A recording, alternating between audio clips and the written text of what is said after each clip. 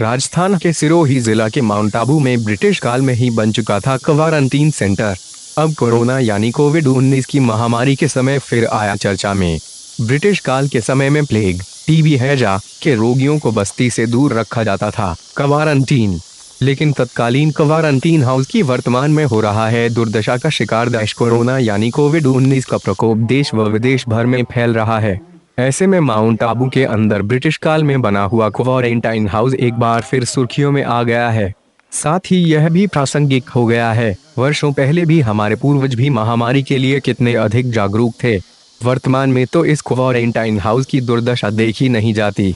पूरी तरह से टूटा, जीर्ण शीर्ण व गंदगी से अटा पड़ा यह क्वारंटीन हाउस नगर पालिका प्रशासन की कार्यशैली पर ही कई प्रश्न चिन्ह खड़े कर रहा है।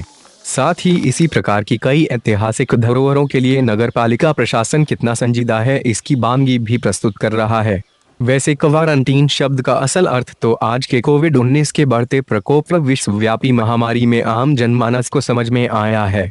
लेकिन इसकी व्यवस्था तो वर्षों पूर्व माउंट आबू में ब्रिटिश काल में ही हो चुकी थी। माउंट आबू के जानकार बताते हैं कि सबसे पहले माउंट आबू में साफ सफाई के लिए सफाई समिति निर्माण 1865 में हुआ था। उस समय के लेकर के सन 1898 में प्लेग प्रकोप बढ़ा तो तब मरीजों इसी स्थान पर ला करके रखा जाता था। उसके उपरांत सन 1900 में इसी स्थान पर पूरी तरह से क्वारंटीन सेंटर बनकर तैयार हुआ तो बाद में आई है जब टीबी के रोगियों को यहाँ पर रखा जाता था।